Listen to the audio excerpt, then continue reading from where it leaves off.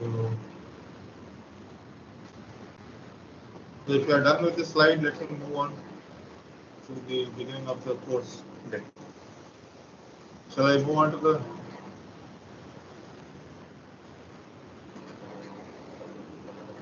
Okay, so shall I go ahead?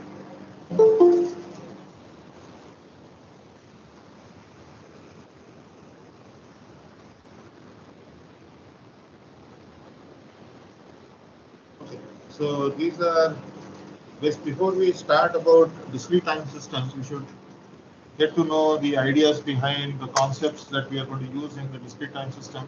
Generally, these ideas were taken in the continuous time. So we'll study a little bit of continuous time signals and see if there are any tricks or any things that you have missed in the signals and systems course. For most of you, this is a recapitulation, but just to make sure that you understand all the ideas, I'm just putting it back again. So if you see here, some of you might have done the data communication course, so you might have come across amplitude modulation. Then this is a low-pass filter, RC low-pass filter, and again this is a digital frequency shift key. So FSK. So you have phase shift keying, you have frequency shift keying. So how to transmit a binary stream by using carrier, by changing the frequency of the carrier, that is shown here. Then you have this Manchester encoded binary bit stream. So these are all taught in data communication or in digital communication course. So all of you are aware of these ideas. So those signals are continuous time signals.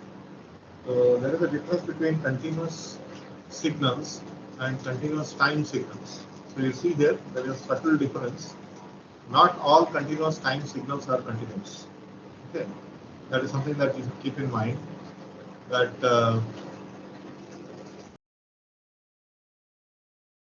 with continuous time signals, it doesn't mean that you are dealing with continuous signals. So continuous time signals can have discontinuities, and they have peculiar behavior because of these discontinuities.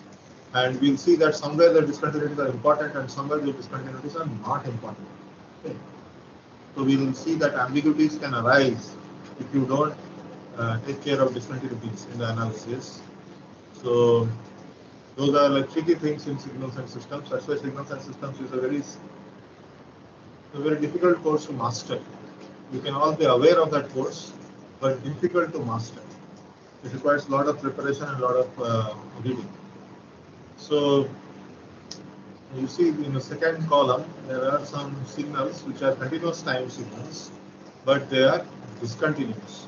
They have finite discontinuities. So the basic notation, I'm just keeping it so that you are all aware, we are all on the same page, and this is the basic notation. So you have a fundamental period of a continuous time signal. If it is a periodic signal, then the notation, the way that we will use in the course is, there is a F notation which is in hertz, and there is a omega notation which is in radians per second, which is the angular speed or the angular frequency. And so if you see here, this theta is in radians, whereas this time period is in seconds. Just make a note of these units.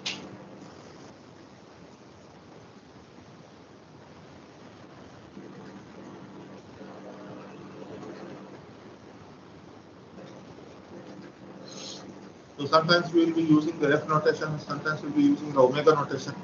So wherever the formulas become easier, we will use the F notation, and whenever we need to use omega, we will use omega. So this is the continuous time exponentials. Exponentials are very much used. We will see that complex exponentials are eigenfunctions of LTI systems. What do you mean by an eigenfunction and why eigenfunctions are important? We will study about that. So just to briefly tell you how eigenfunctions behave. So when you feed a sinusoid to an LTI system, what do you get at the output? Anyone? If you feed a sinusoid to an LTI system, what is the output? Another sinusoid. Sinusoid. What is the change in that sinusoid? Might be phase, might be amplitude. Yes. So why is it called an eigenfunction? Sir, Anyone? it can form the basis of all sinusoids. Give me from basic linear algebra. Why eigen? The direction remains same. Direction remains same. What is direction for sinusoid? For sinusoid. Frequency. What is sinusoid direction? For a vector, I can understand Frequency. direction. Frequency. For a signal, frequency is its direction. So whatever we discuss about vectors, we can discuss the same for functions. And for signals, because we are dealing with signals, so we use frequency as the direction. So we say that frequency of the sinusoid remains the same, but the amplitude and the phase can change. And that is why it is an eigenfunction, a special function. Why is it called eigen? From linear algebra, what have you studied that you can relate here? Anyone? Ax equal to lambda x. It's like What is that? Ax equal to lambda x. A is the system here. So what is x? X is the input. System effect on the input gives constant times only. What is X? x? X is input, sir, sinusoid. No, in linear algebra, x equal to lambda x. What is x? X is Eigenvector. eigenvector. Yes. So it is as eigen means something characteristic or special. So it is a special vector. So when you multiply that special vector with the matrix A, what happens to that vector? Only it is scaled. It is scaled just. Constant times the same input is getting. What will happen to the vector? Vector has two things, magnitude and direction. What will happen to it? Only magnitude changes. Only magnitude changes. So now coming back to the sinusoid. So if you put a sinusoid into a LTI system, the frequency remains preserved, only the amplitude and the phase may change. So that is the idea of eigenfunction in a LTI system. So I hope now things are clear for you. So very few people give me the correct answer in the first shot. So I have to prompt them again and again and again. Then I get this kind of answers. In the first shot, nobody has answered till now. In the last 10 years, whatever students I have seen, I have not got the answer what is an eigenfunction in the first shot. Okay, I have to prod them like this. Then the answers come. So continuous time exponentials. So a into e power minus t by tau. Tau is in our electrical systems is the time constant. So you can have something like e to the power minus t by rc, or you can have tau as L by c. Okay. So those are the kinds of time constants that we will come across. And so the time constant has a definition. I hope all of you remember this from your ET days. In the ET classes, you are taught all this. So what is the definition of time constant? And this is the general form, a into e power minus t by tau. So we'll see what is the complex form of this and the discrete version of this. I'm just telling you the continuous time version. Complex sinusoids are important because you can, as I said, like a complex sinusoid is an eigenfunction for an LTI system, and using complex sinusoids you can create the normal cosines and the sines. So this is one way. Like this is showing you the formula. Okay, the formula is e power j theta plus e power minus j theta by 2 is equal to cos theta. Similarly, you have for the other case, for the sine case, for the cosine case. So complex sinusoids are important for us in DSP. So another function which is very important is the signal function. So can you all see this signal function? Can you see the definition of the signal function in the slide? Everyone? Yes, sir. Yeah, so you see in this particular book, the signal function has a value 0 at t equal to 0. In many other books, the value at t equal to 0 is undefined. Okay? So many books they differ, and the notation they use they are different. And you will see that there is a discontinuity here. And because of the discontinuity, you have this peculiar problem that what is the value at t equal to 0? So some people say it is undefined, some people define it as 0. Based on this, you will have its Fourier transform, how it will look like and all that. And just going a little ahead in the course, let me just ask, how many of you think that the signal function has a Fourier transform? This is a continuous time signal. So can you derive a continuous time Fourier transform for this function?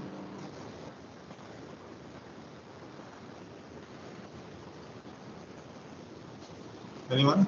So using properties of unit step functions Fourier transform. No, if I don't use that, then Sir, we have possible to, to find out the Fourier transform, the continuous time Fourier transform.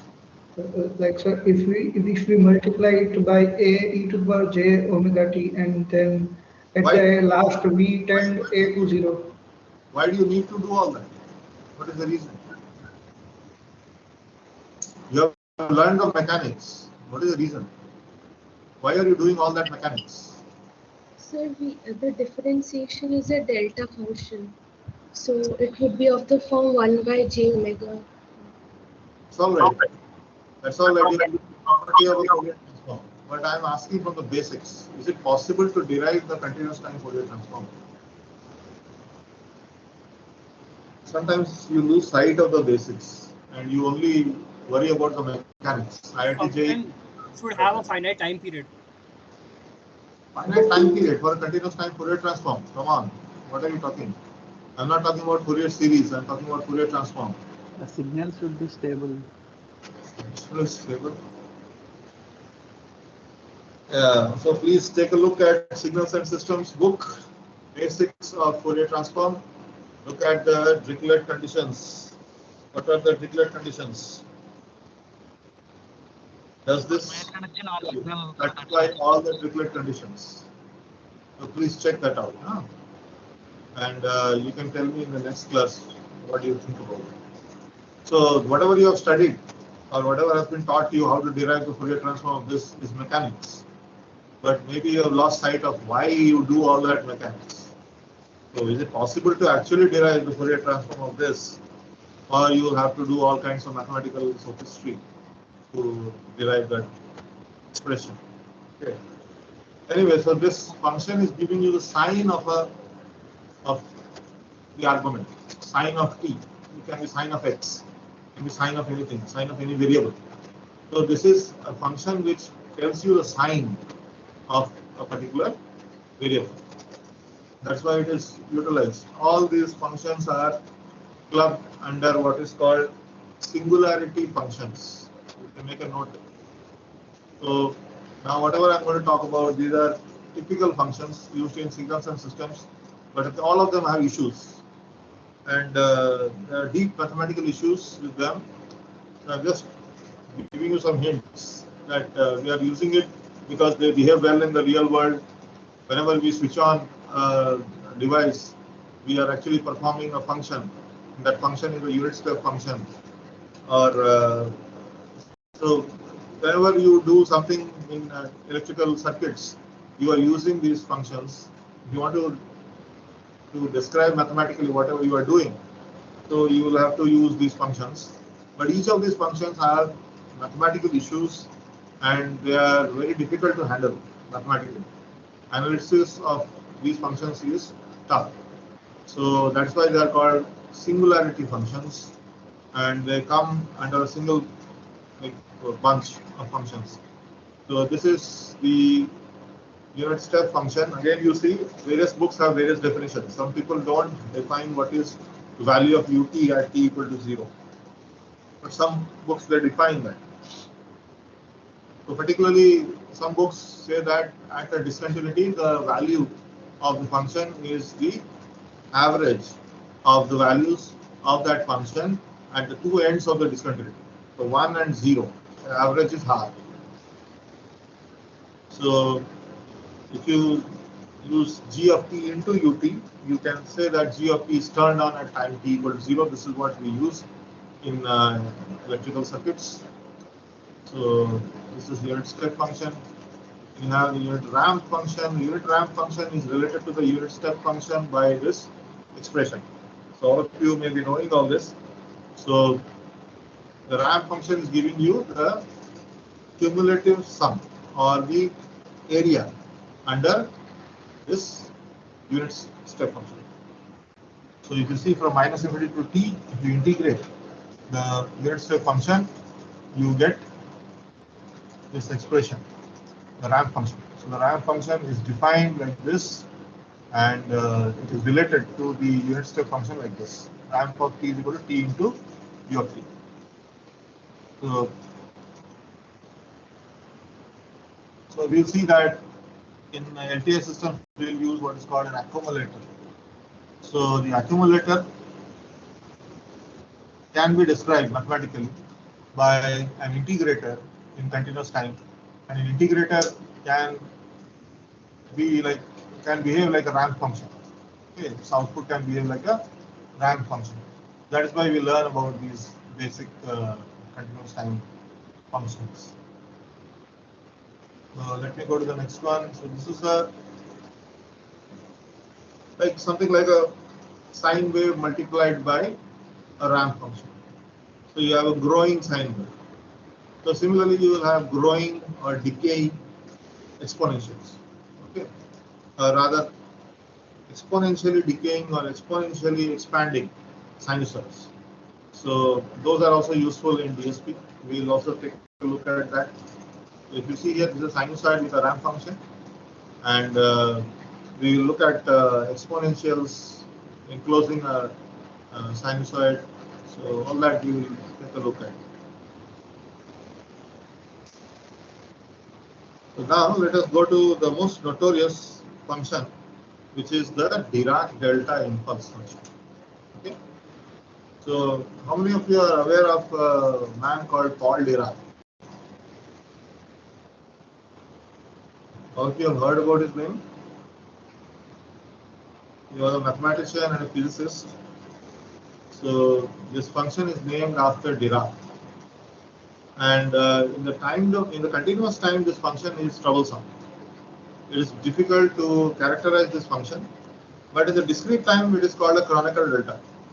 So the Kronecker delta is very easy to define, but in the continuous time, it is very tough. It is notorious, and it is called a generalized function. Okay. It is not a function in its true sense. It is called a generalized function, and it is difficult to analyze. It has various kinds of problems. So let us just see a little bit, just to get an idea. So suppose you define a function capital delta of t as equal to 1 by a between these two points in time. So over this interval, it is a constant. It is 1 by a. And it is a by 2 to minus a by 2. So if you take the area of this, what does it come to? What is the area under this pulse? It is a square pulse. What is the area? 1, sir. Area is 1. 1. So it will become a little tricky. So that's why I'm just asking you these questions. So delta t is equal to 1 by a for mod t less than a by 2 and 0 for mod t greater than a by 2. So this is the square pulse. So let us multiply a function g of t with delta of t. So g of t can be any analog function, any continuous time function. And if you multiply, you modify or you distort the shape of this rectangle or the square pulse like this. So your signal becomes like this, okay, according to the shape of g of t. So the amplitude does not remain constant. It varies over this interval. Okay. So the area under the product of the two functions can be calculated by putting this integral. Integral goes from minus a by 2 to plus a by to sum of the 2 points is like the width of the 1 by a into g of t dt. So as the width of delta t approaches 0, you see what happens. There is a strange thing which happens. Limit a tends to 0 of this particular right hand side.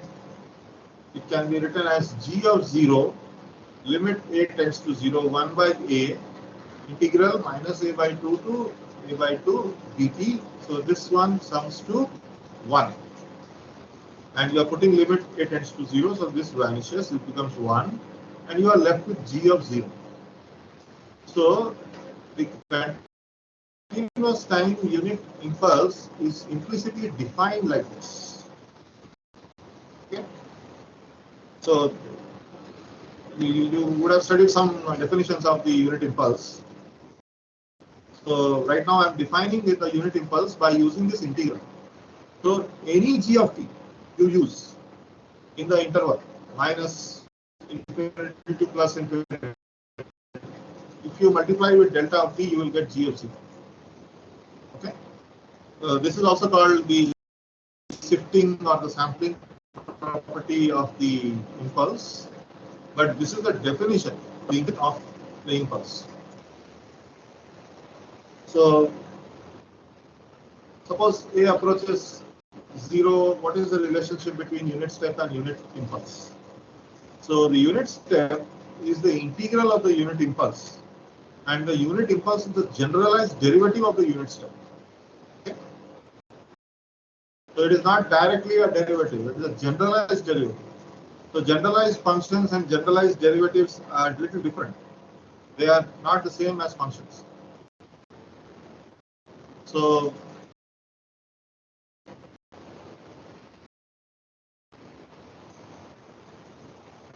the generalized derivative of the unit step is the unit impulse. What is the generalized derivative of the unit impulse? Anyone? Sir, doublet function. That is a unit doublet. Or direct function.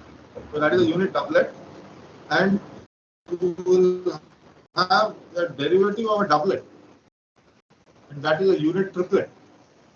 So all those things exist only in continuous time. They don't in discrete time. We don't define them in discrete time.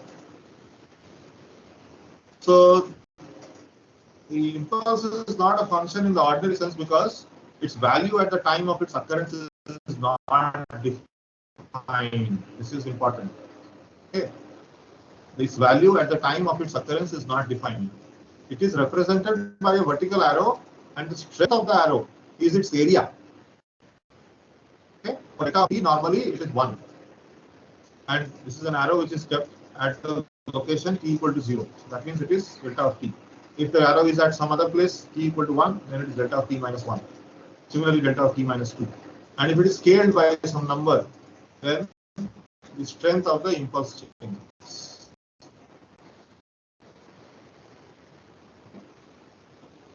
So again, the sampling property of the impulse. So you multiply and integrate any function g of t. Okay, with delta of t minus t naught, you will get g of t naught. So it extracts the value of the function at that particular point. This is also called the shifting property, S-I-F-T-I-N-G. Shifting means filtering, or like a sieve. It excludes some things and it includes only something. So it is like a filter. It is extracting the value of the function g of t at a particular point of time. So wherever it is located, it extracts the value at that particular point of time. So with this, you can also define a discrete signal. So to define a discrete signal, you can use this property. We'll see. We'll come to discrete signals and we'll define how to write x of n. So that time you will see how this idea is used. In the scaling property, you see here delta of a times t minus t naught is peculiar. It is 1 by mod a delta of t minus t minus t naught. So this illustrates that the impulse is different from ordinary mathematical functions. So I'm not going into the mathematics. If you want to read, you can read. There are many textbooks. So those who are interested in advanced theory of linear systems, there is some book by a person called Thomas Taylor. So he is again an Indian. He was professor at ISC Bangalore. So Thomas Kailath, you can refer his book on linear systems. So you can read his book, and you can see there are so many properties from linear systems that are used.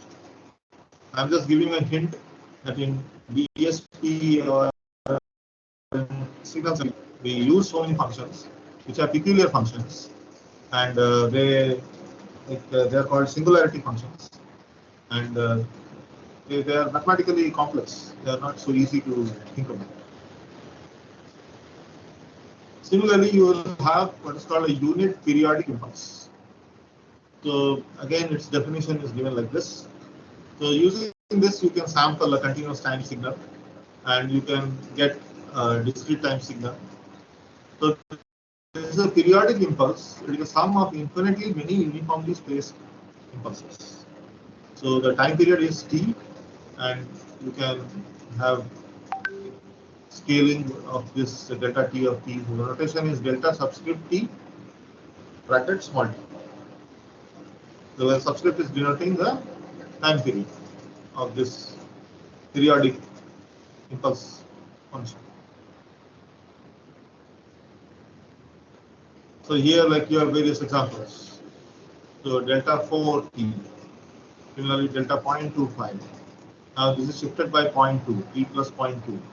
Now delta 8, t minus 3, and then scaling by 16. So various kinds of examples you will see in the questions, in the problem sets of the books, in the exercises. You will see that there are various kinds of scalings, and those things we'll see. So now another very nice function that we use is the unit rectangle function. So this has again an area 1, and it is of unit magnitude between half and minus 1. So it has a Fourier transform, and that Fourier transform, it extends from minus infinity to plus infinity. So again, that causes some problems. So we'll see that LTI systems, if you describe a filter with this kind of a function, so you use a low-pass filter, you describe in the Fourier transform the amplitude spectrum of a low-pass filter with this kind of function, that makes the LTI system of a particular kind. So it leads to problems. So it leads to problems. Why? Because there is this issue that this continuous time signal has a certain kind of a continuous time Fourier transform, and that Fourier transform causes problems.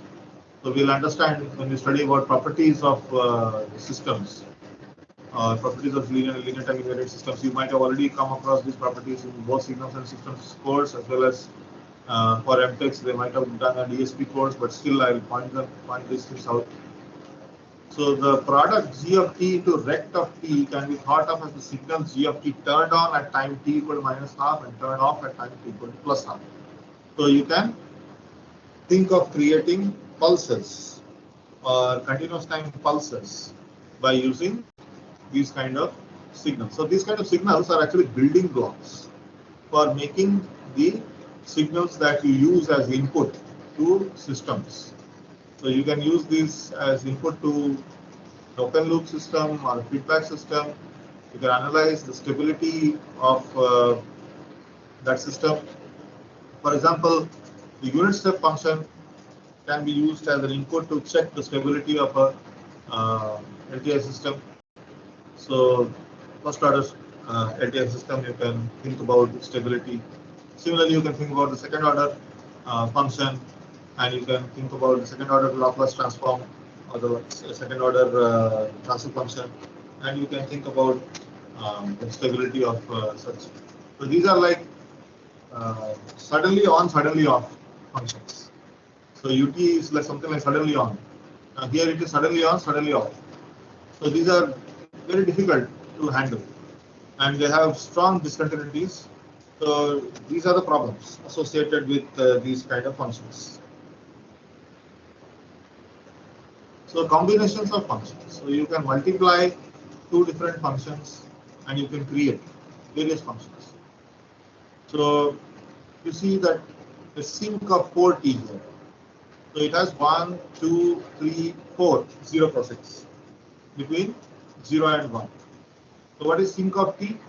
It is just 1 and 1 0 percent between 0 and 1. So here there are 4 0 percent. So that is sinc of 4t. So now you see here there is a complex exponential multiplying a cosine. So this is something which is interesting because this represents something. It represents a damped sinusoid and exponentially damped sinusoid. So that can be used to describe the output or a response of many kinds of systems, mechanical systems, pneumatic systems, or electrical systems. Okay. So using these basic building blocks, you can create many functions. Now you can add two cosines and create this kind of signal. So you'll see that when you have superpositions of cosines, what happens? And we'll think about speech signals, and we'll see that different frequencies, they superpose on each other. So what to do in that situation? So we talk about this important idea of shifting and scaling functions. So let me introduce a small example just for the sake of analysis. So this is something like a triangle, started triangle, and it has certain width and it has a certain height. If you see, the height is 5. Can you all see this slide? Are you able to all see the slide? Yes, sir. Yes, sir. You see that it is non-zero between -1 and 5. So it is going from -5 to +5, but it is 0 over -5 to -1, and from -1 it rises up to 5 and then decays abruptly to 0. So this is the signal, and we want to shift and scale this signal. So you want to multiply a factor with this signal. So this can be some real number a, which you want to multiply with g of t. So various kinds of factors you can have. So this is peculiar, minus 1. You multiply -1, you get an inverted function. You can multiply a real number, that is a positive constant, an integer, a half. So you get the scaling in the amplitude. You can shift the signal by a factor t0. T0 can be positive, T0 can be negative. So if T0 is positive, then it shifts to the right, and if T0 is negative, it shifts to the left. So you see here how to analyze the shifted signal. So the original signal was from -5 to +5. T minus 1, you see the indices will be from -6 to 4. So you see here the value of g of t minus 1, whatever was coming at g of t will now come at g of t minus 1. Okay. That is the way to think about it. So whatever was coming at, say, 5, and the value of signal was 0 at the time index 5, now that value will be 0 at the time index 6, but at the time index 5 it will be a full value, which is 5. So 5 shifts to the right. So g of t is shifting to the right. All the values of g of t are shifting to the right. So if you see, g of t minus 1 is shifted one step to the right. All the values which are appearing here between from -1 to below -1 is 0. Now below 0 is 1. So if you see here, below 1 is 0, because 0 is -1. Earlier below 0 was 1. So now it becomes -1. So you see that all the values of the signal are shifted one index to the right. So this is the way to think about t minus t0. What happens when I combine both these operations, scaling as well as shifting? So before I go to that time scaling, this is something peculiar. because it can cause a dilation or a contraction of the signal. So T by A, if you have A as a positive constant, then it causes dilation. So you see here, it makes it larger, G of T by 2. So again, how to analyze this? So T goes from -5 to +5, T by 2, or if you want T to go from -10 to +10, then T by 2 will go from -5 to +5. So the values which we are going from -5 to +5 will now go from -10 to +10. That is in the expanded signal. So 0 will come at -10 and 0 will also come at +10.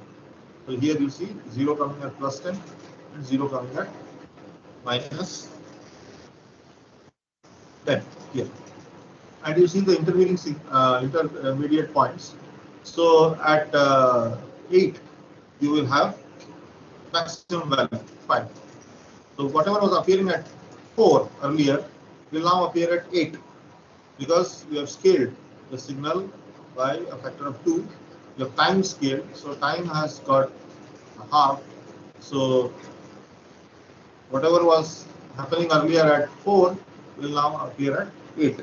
So the maximum value was appearing at 4, now it will appear at 8. So similarly, the way to think about here, G of -T by 2, the entire signal is flipped to the left. After you scale it by +2, then you shift it to the negative axis. So the whole signal gets flipped along the y-axis. So this is T time scaling. Now, how can you combine time shifting, amplitude scaling, and time scaling all together? So this is the formula. A into G of T minus T naught by small. A is the amplitude scale, small a is the time scale, T naught is the time shift. So there are some rules by which you can do this. And if you violate those rules, you will get a wrong answer. So in this formula can be broken and you can apply another way. Okay. But right now, suppose it is like this. Then the way to go ahead transforming the G of T is first to do an amplitude scale to get capital A times G of T, then to do a time scale to get A into G of T by small a, and then do a shift. So when you do a shift, you are shifting T, so it becomes T minus T naught, whole divided by A. Okay. Suppose you did not do these two operations one after the other, but you interchange the sequence. So you did time shifting first and then time scale. Then what would happen? So you would get, after amplitude scaling, A into GT. Then if you do time shifting, it will become G of T minus T naught. Then if you do a time scaling, then T naught will not be affected because you are scaling small t. You are not changing T naught. So you will get T by A minus T naught. So this is not equal to this guy. So this is important. And in this particular formula, the way you should do this is first by time scaling, then by time shifting. Let us look at a small example. All of you can see this slide. Is it visible? Are you able to see the indices? Yes, sir. The time indices.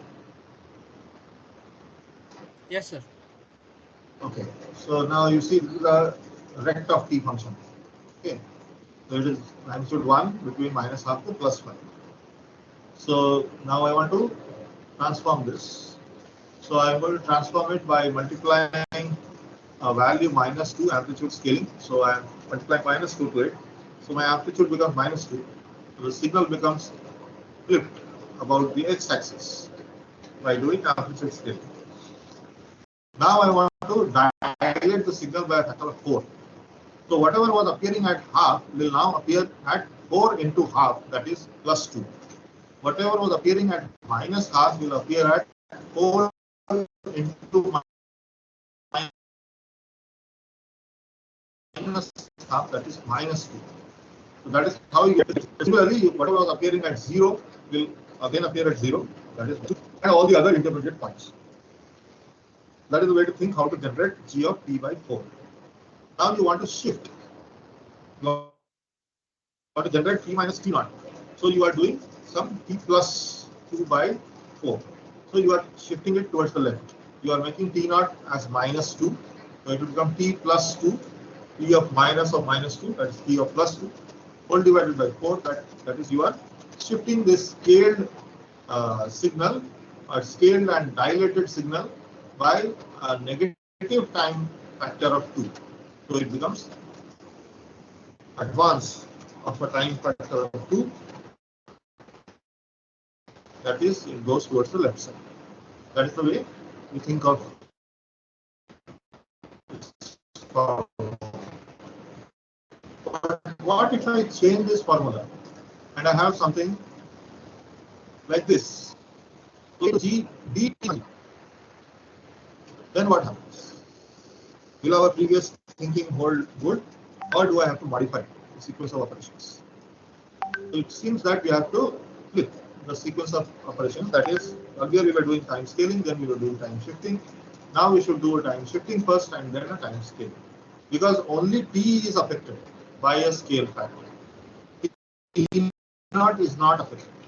So you can do a time shift first and then scale the time axis. So here you have a ramp function from -1 to 1, and it is g of t. So initially it is scaled up by amplitude scaling, a factor of 3. So the maximum value becomes 3. But here it is still from -1 to +1. So then you do a time shifting, that is, it becomes 3 into g of t minus 1. It is shifted towards the right by 1 interval, and you scale it. You do a time scaling by a factor of -2. So when you do a factor of -2 time scaling, you are actually doing a contraction of the signal, and you are making it come or getting flipped on the y-axis. So you are flipping it on the y-axis and you are contracting the signal. So it is -2 into t.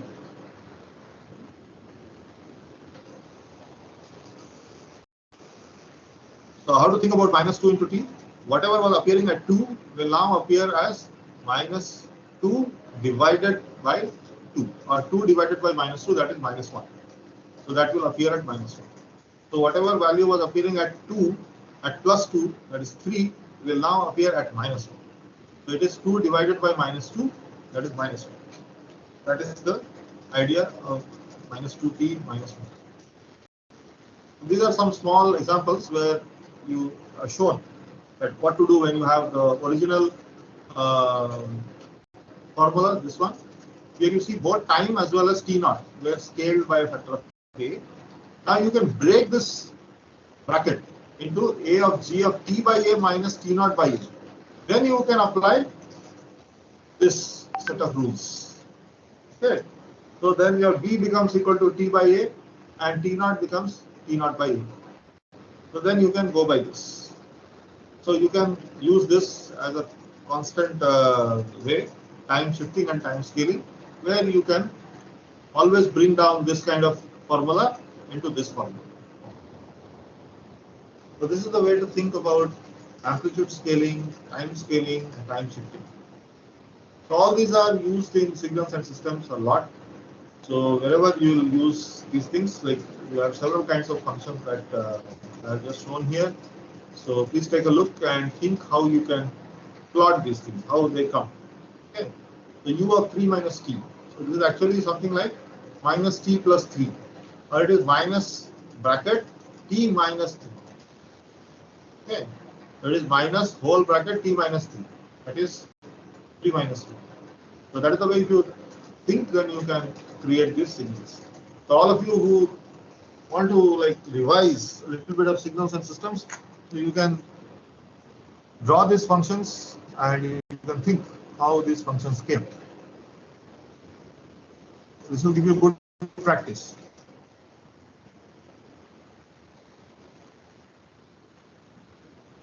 So whenever you want me to stop in a slide, you please ask me to stop, because I will be going. The slides are for me. Like when I teach, I make slides. Slides are not for the students. Slides are for the teacher. The teacher is thinking and is talking, and there are slides. So when you use slides as the replacement for the teacher, then you don't have the voice of the teacher. There is no explanation unless you record the video lecture. Okay. So generally you don't record the video lecture, you will only have the slides with you. So then you have only half the information. So the other crucial half is missing. That is why slides are not used by the student. Student goes back to the textbook. Okay. The textbook has everything. The written material plus the graphs. So that is why I always discourage students from using slides. So this is something that I have just talked about, shifting and scaling functions. So a little bit more examples. So if you want, you can look at some of the exercise problems. So you can be asked something like this. So G2 of t is related with G1 of t like this. What are the values of A and W and T? So you will be given this input function and the output function, and you will be asked to find out if this is the form of transformation, then what is A, what is T naught, what is W.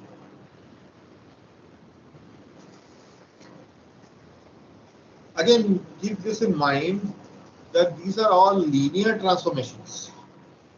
Okay? Time shifting, time scaling, amplitude scaling, these are all linear operations. So when you study linear time invariant systems, what do LTI systems do? They do these things only. They shift the input signal, they scale the input signal, okay? They change the time axis. So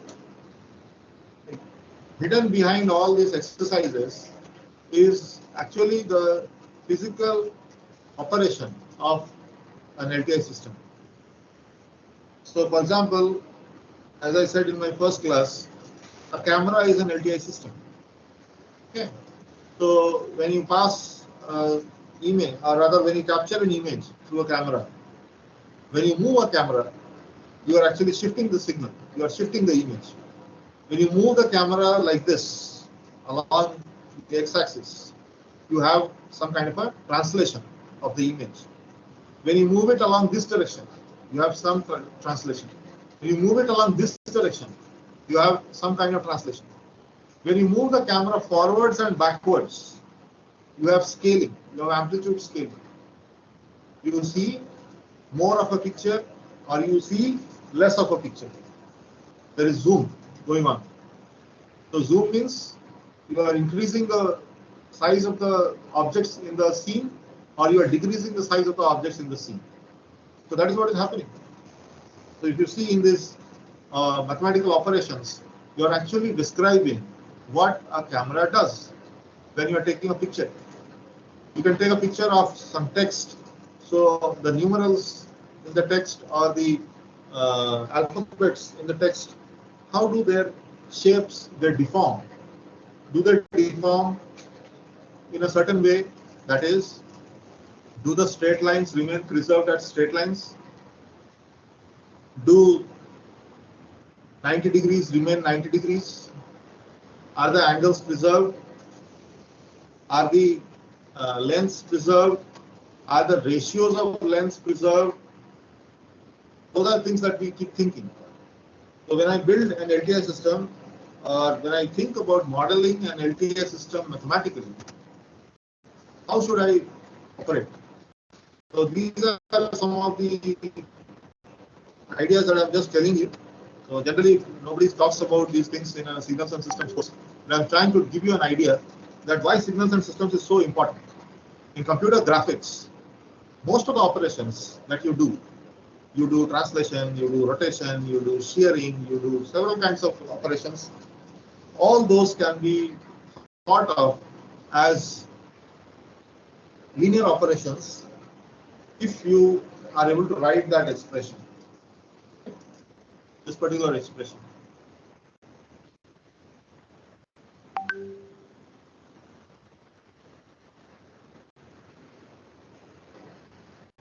So this example is there.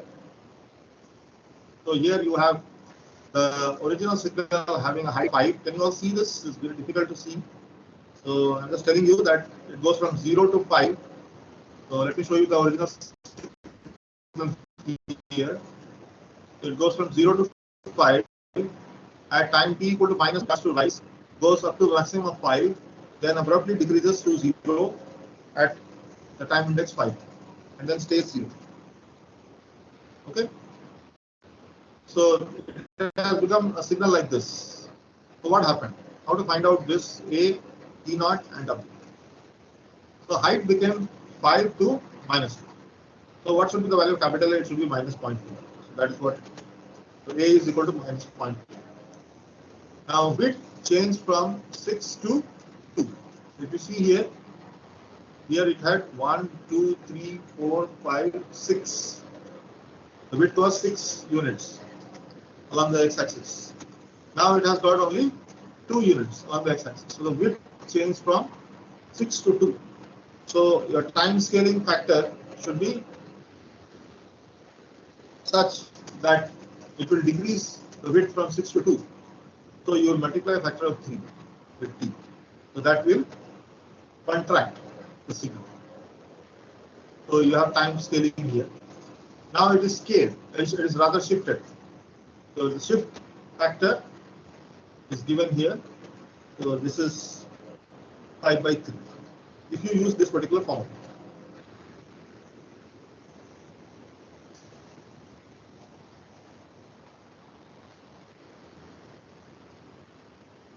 Now if you use this formula, what are A, T naught, and W? So they will be different. Because this formula is different from the previous formula. So you see here 5 goes to minus 2. So again, amplitude scaling is minus 0.2. There is a shift of left by 5. If you use this particular formula, there is a shift of left by 5 units.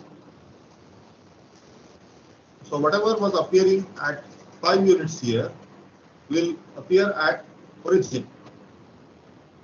Are you able to see my cursor?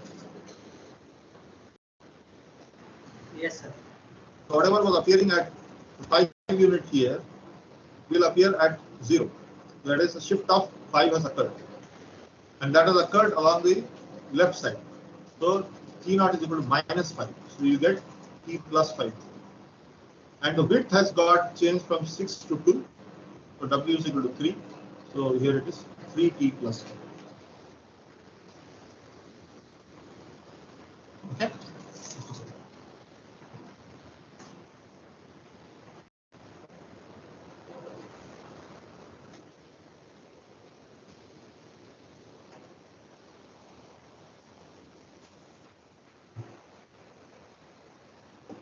So you can think of any kind of exercises that you can do.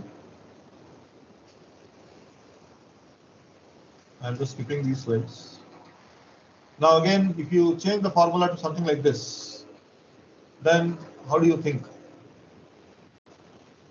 So you can have many kind of transformations.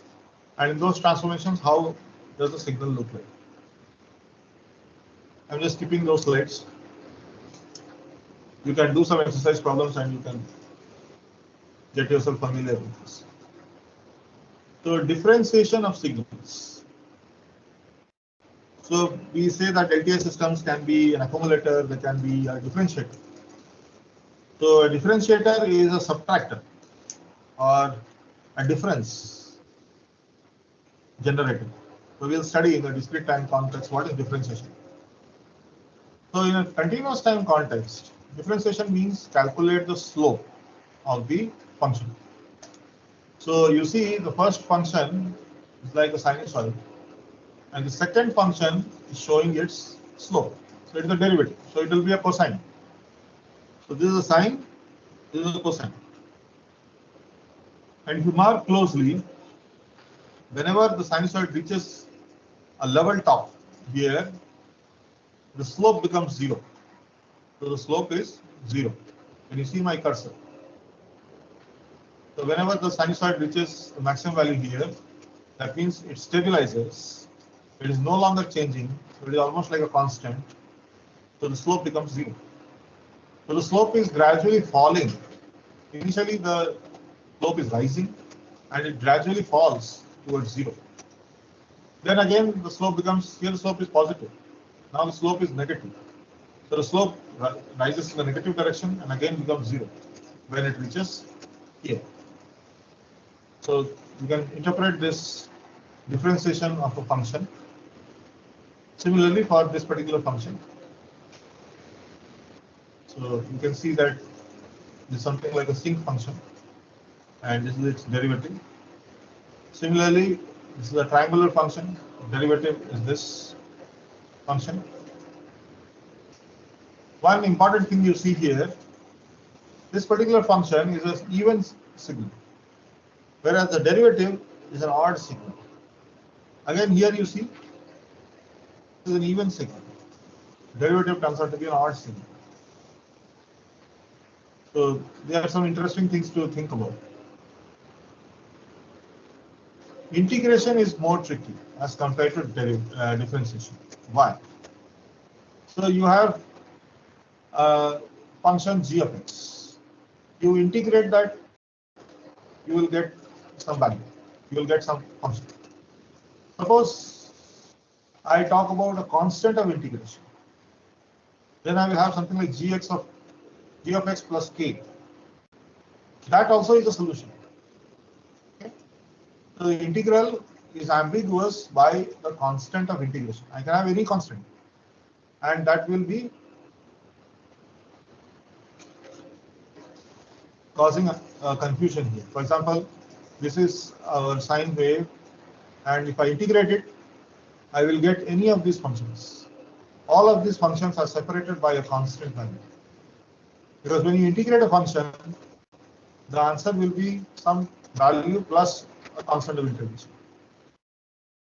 So that is the ambiguity. Now, how to remove that ambiguity? To remove that ambiguity, you make that function 0 below origin. So when you integrate, when there is nothing below a particular limit and you start integrating, you are actually computing the cumulative sum or the area under this function. So the area under this function will always start from 0 and there is no ambiguity. Okay?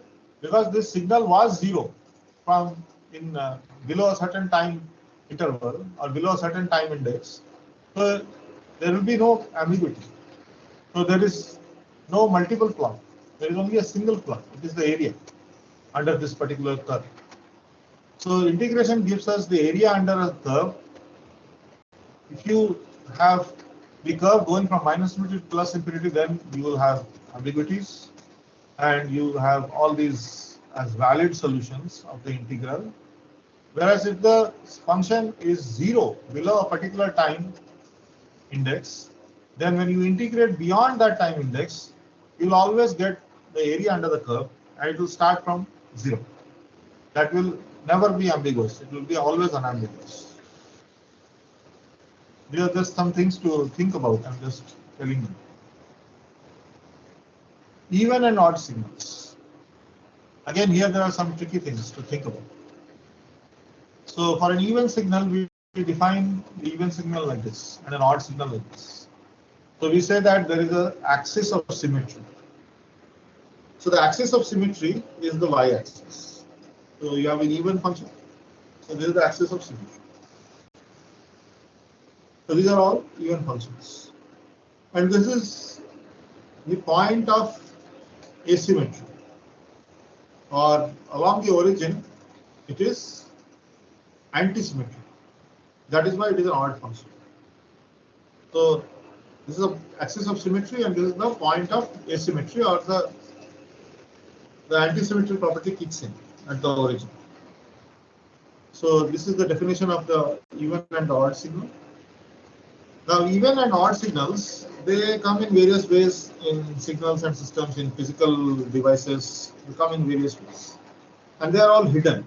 It is difficult to spot what will happen. But you can analyze them and you can understand like why they are important and particularly when you do Fourier transforms, you will understand that the importance of odd functions and even functions.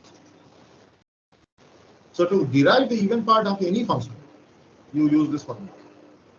So a function whose even part is 0 is an odd function, and a function whose odd part is 0 is an even function. This is one definition of. Suppose you don't know whether the function is odd or even. How will you find out whether the function is odd or even? So you will use this formula and you will conclude like this. So if its even part is 0, then it is an odd function, and its odd part is 0, then it is an even function. So the derivative of an even function is an odd function, and the derivative of an odd function is an even function. These are all important things. The integral of an even function is an odd function plus a constant, and the integral of an odd function is an even function.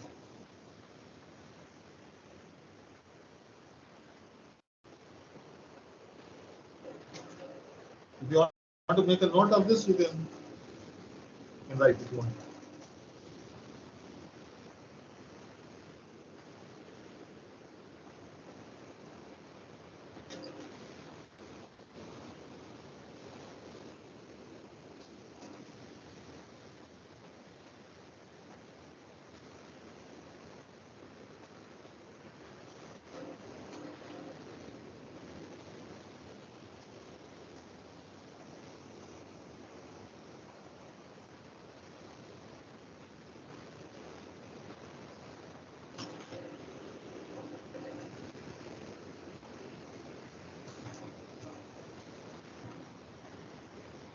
I see only half the class here. Is the other half having any problem in taking the class today?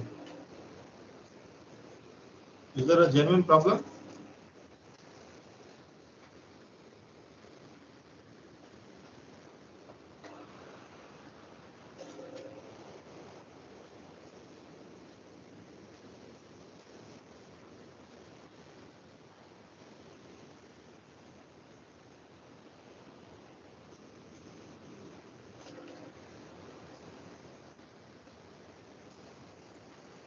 Sir, actually in this slot, we have chosen because most of the students are free, but not everyone is free. Okay, so we'll continue in this one. If somebody has a problem, you can tell me. Okay, so I think you have noted this. So let me move to another slide. So this is interesting. You see this. The first graph is the original function. And the even part, if you look at the first graph, what do you feel? That this graph is even in some way and odd in some way. Do you feel that by looking at the visual appearance of this graph, do you feel that this graph can have some even part and some odd part? So to decompose this plot into the even component and the odd component, you use the two formulas. Again, you look at this particular plot.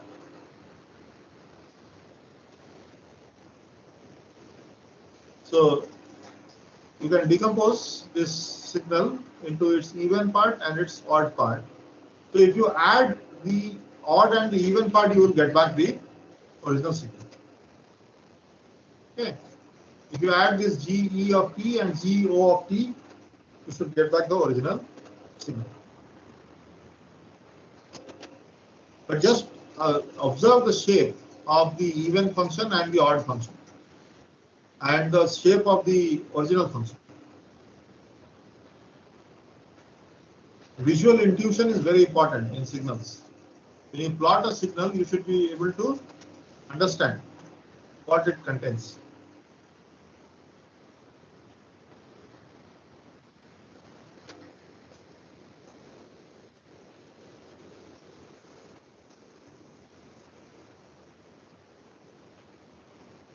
Okay. We will discuss about phase. When we talk about amplitude spectrum and phase spectrum, we will discuss about the phase spectrum. We'll discuss about the nature of the phase spectrum, whether it is even or whether it is odd. So we'll think about the amplitude spectrum, we'll think about the phase spectrum, which one is odd, which one is even, why is it like that, and why the original signal spectrum should have that kind of decomposition. We'll come to description of systems with Fourier transforms, and there we will understand the idea of envelope and delay, or phase delay or group delay. So we'll think about those things there. I think in my syllabus I have shown that as the third or the fourth chapter. That is going to be one of the most interesting chapters in this course. That is something that you are not taught in signals and systems. So products of even and odd functions. So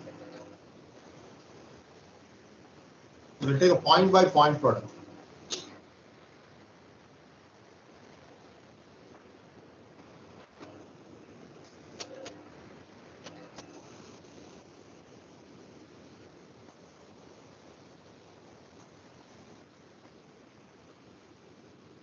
So whenever you are taking a product or you are doing an operation, it's a multiplier operation or a multiplication operation. So now again, there are devices to do that. So why am I saying all this? Because whatever I'm showing you here, you'll see the output of the device as G1 of t into G2 of t. And then you'll have to think like what that device is doing. So it is doing a multiplication operation or a multiplier operation. And you can build an analog circuit for doing all these mathematical operations, or you can build a DSP algorithm. So the choice is up to you. So you are being taught both analog signal processing as well as digital signal processing. So you can realize the same output with an op-amp or a DSP processor. The choice is up to you.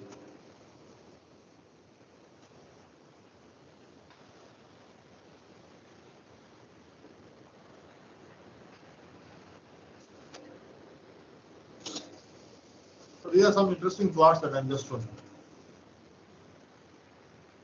So you multiply an even function with an odd function and you end up with an odd function.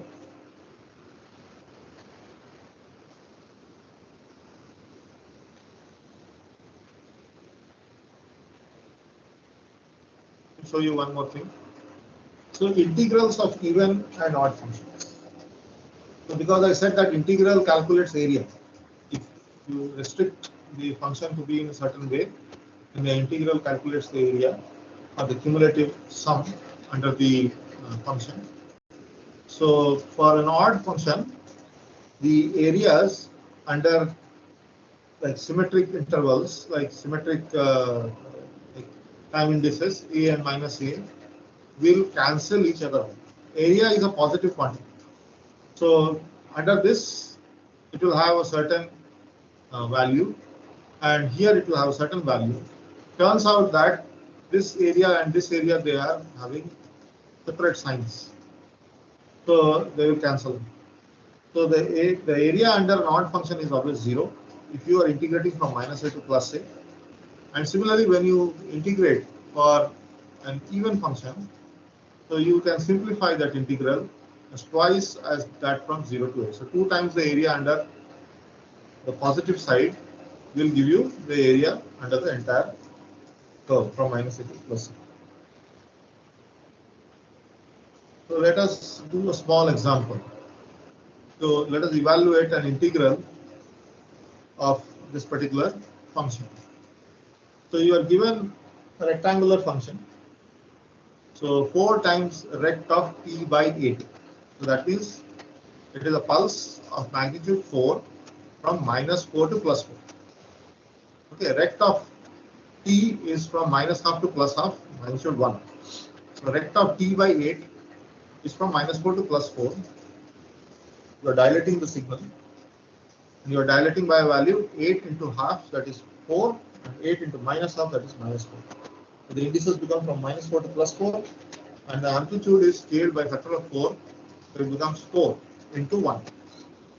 And you have a complex number there, e to the power j 2 pi by 2 pi t by 16. And the entire thing is supposed to be integrated. Product is supposed to be integrated. So you expand this out using this formula. And this formula has two parts. There is an even part, which is the cosine part, and there's an odd part, which is the imaginary part, which is having the sine component. So you see here, you are integrating from -4 to +4. So that is the concept that comes here, -a to +a. Okay. So for the even function, you are going to get this simplification. For the odd function, you are going to get this simplification. Okay. So you will have only the cosine term surviving, and this particular part will go to 0. So the imaginary part becomes 0. So the original function had both the real and the imaginary parts, but the area will be a real number because of this simplification.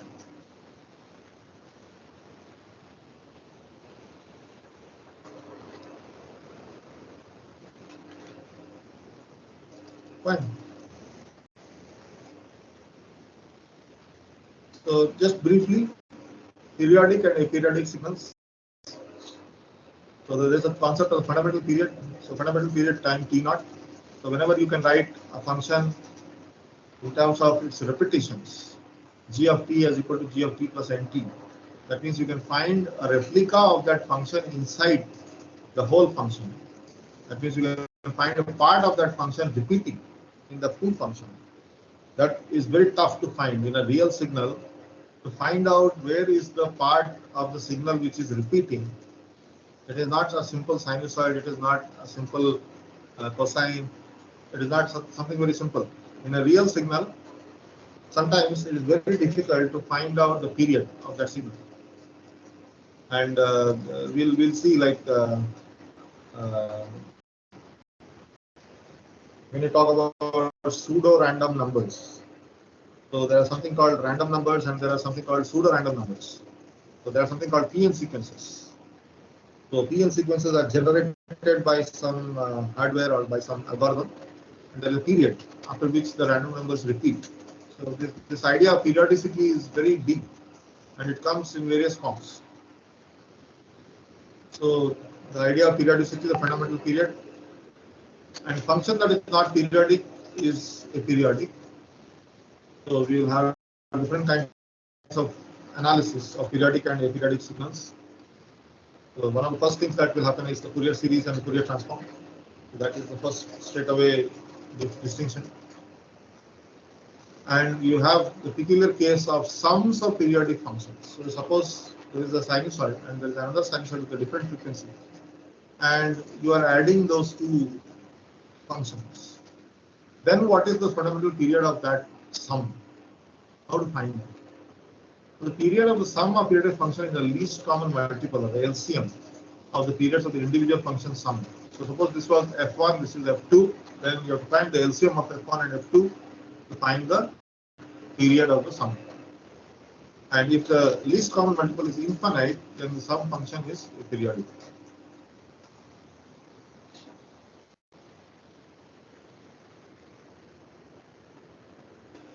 Skip this slide. Then we discussed about signal energy and power. So whenever you talk about signals, we are always worried about energy, because we are worried about generating that signal or realizing that signal, physically realizing that signal. This particular formula, which I am trying to show you here, it is a very general formula. So when you talk about energy of a signal, this is actually showing you what for a vector we call a norm square. How many of you understand what is the norm of a vector? Now you are in final year. I hope all of you know. All of you? Are you aware what is the norm of a vector?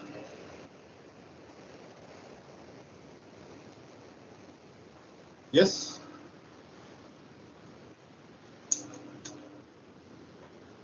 Are you able to hear me? You have not come across the word norm or the LT norm? or the Euclidean norm? Hello. Euclidean distance, yes. Sir, can it be like described as the vector? Sorry?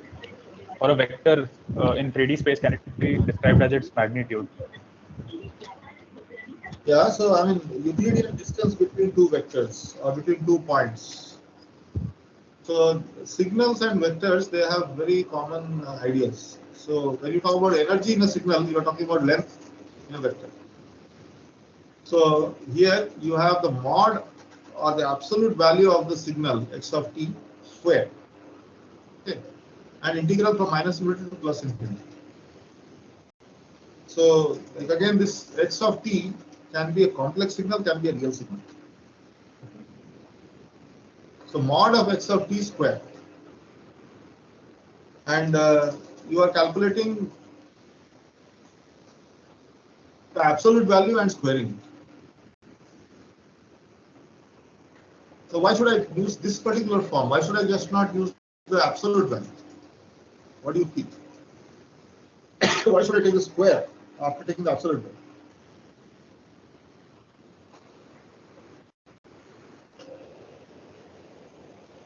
How many of you have done a course on linear algebra? How many of you know about what is called least squares? Are you aware of what is called least squares?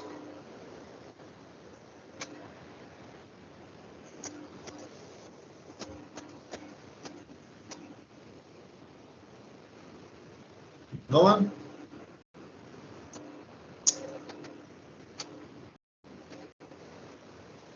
This is pretty strange. Like some of the MTech students are doing the linear algebra course right now.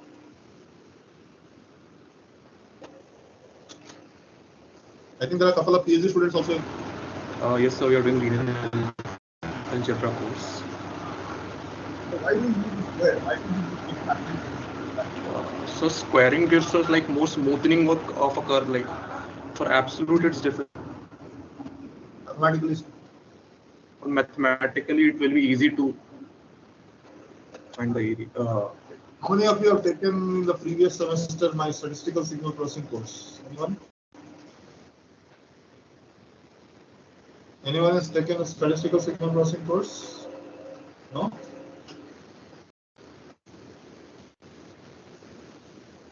I'm just trying to make things a little bit more interesting rather than just telling you the formula. Suppose I say that the energy of signal, which is an error signal, I want to calculate that. Okay. Suppose I have one particular signal and I am trying to approximate that signal with something else. Get a pure sinusoid. So I have a sinusoid with me whose frequency is given, and I want to generate that sinusoid with a function generator. For example, in your lab. So you have a function generator in your lab, and I'm trying to build a function generator, a hardware for a function generator. I'm trying to build a circuit which will generate a sinusoid. And in that circuit, I want to optimize the circuit elements such that the difference between the actual sinusoid and the generated sinusoid becomes minimum. Okay. So it means that I will have I will define an error signal between the original sinusoid and the approximation of that original sinusoid, and I will calculate the energy in that error signal, and I will try to minimize that energy in the error signal such that by trying to figure out how to minimize that energy, I will try to optimize my parameters. All of you are doing machine learning, right? All of you are doing some course on machine learning, neural networks. All of you are doing this kind of courses? Yes, sir. So everywhere in those courses, you will see that you have to build a neural network, you have to optimize its parameters, you have to make the neural network learn. Okay. They are very fancy terms that mathematicians use. What do you say that when a neural network? The training. Modeling, we can call. Network is learning. Learning what? It's a training. It tries to learn a function that generates the distribution of that particular data on which we are learning. So it is exactly doing this, whatever I just said you. It is trying to fit a function to another function, and it is when trying to fit the function, it is trying to minimize the energy in the error. So the energy is defined with a square here, because derivative that energy, you want to take the derivative of that, because you said that you are trying to optimize, you are trying to minimize something, you are trying to make something optimal. Optimal means calculus, maximum minimum. So again, you think about taking derivatives.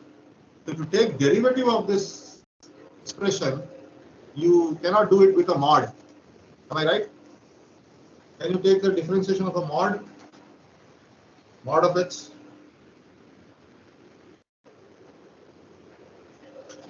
Is mod of x differentiable? No, No, sir. sir. No, sir. Therefore, you need a square. So what kind of function will the square look like? If I plot x square, how does it look like? Upward parabola. Parabola. It's a parabola. So you can take the derivative of that. That is the reason why it is kept like this. Okay. And nobody tells you this. When you teach a signals and systems course, you just ratify. Energy of a signal comes like this. Nobody tells you why that square is kept. What is the importance of that modulus there? Huh? Why energy? Why not some other thing? Why not strength? Why call it energy? Okay. So let us look at this plot, and let us look at how mod of xt square looks like. So it gives you area below this curve that is equal to signal energy. So when you calculate the signal energy, you are calculating actually area, and you are taking the square of that, and you are calculating. So this gives you, for example, you want to do this particular example. So here you have the signal energy of xt. Xt is given like this. Now this is again peculiar. This is a rectangular pulse. This is again a rectangular pulse, and here there is a u of t plus 2. So that means there is some switching action happening. So by taking a difference of these two rectangular pulses, you will get another pulse. And in that pulse, again, you will get some switching action. So this is a complex thing that is happening here.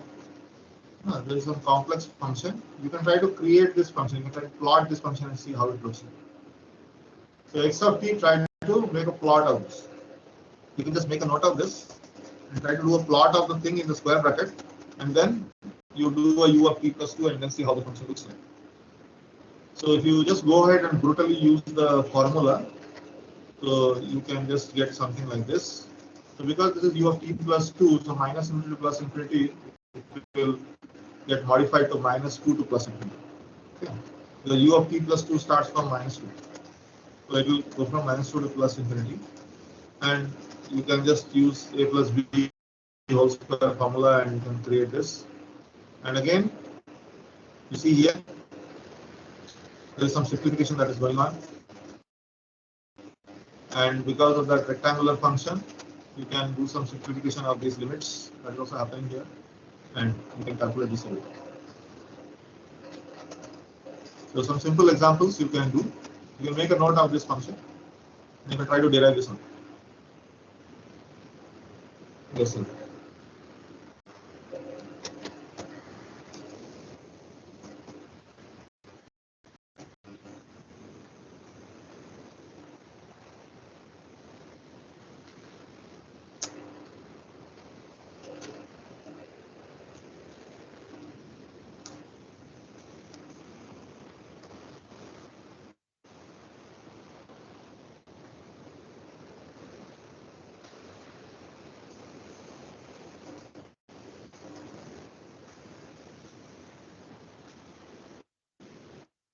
So once you are ready, just let me know.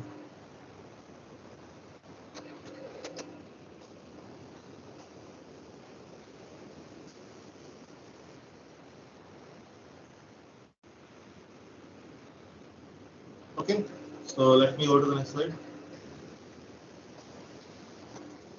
So we talked about energy, let us talk about power. So some signals have infinite signal energy. So in that case, it is more convenient to deal with average signal power. So the sinusoid has infinite energy because it goes from minus infinity to plus infinity. So its energy is infinite. So we want to deal with average signal power for such signals. So you can use this expression. So this is an integral from minus t by 2 to plus t by 2, not from minus infinity to plus infinity, but over a period.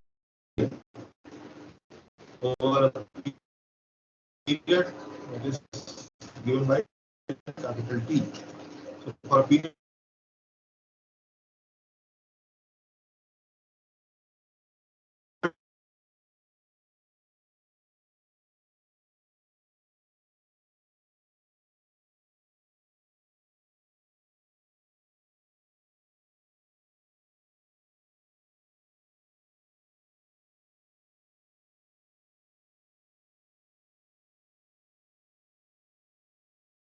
average signal power is important.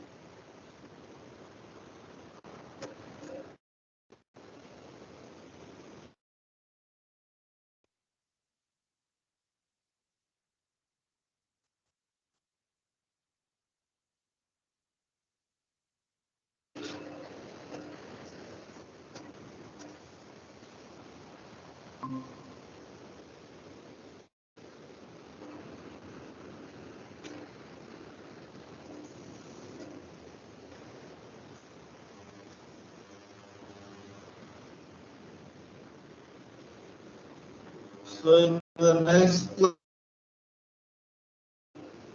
and we will look at all these concepts in the discrete time mode, and then finally I will come to like description of systems, that is LTI systems, properties of LTI systems. So that would complete chapter number 2, rather chapter number 2 from Oppenheim and Schaefer. All of you can take a look at the book Oppenheim Schaefer, and either second edition or third edition, and in another 2-3 classes I will finish that chapter. Then we'll move to Z transforms.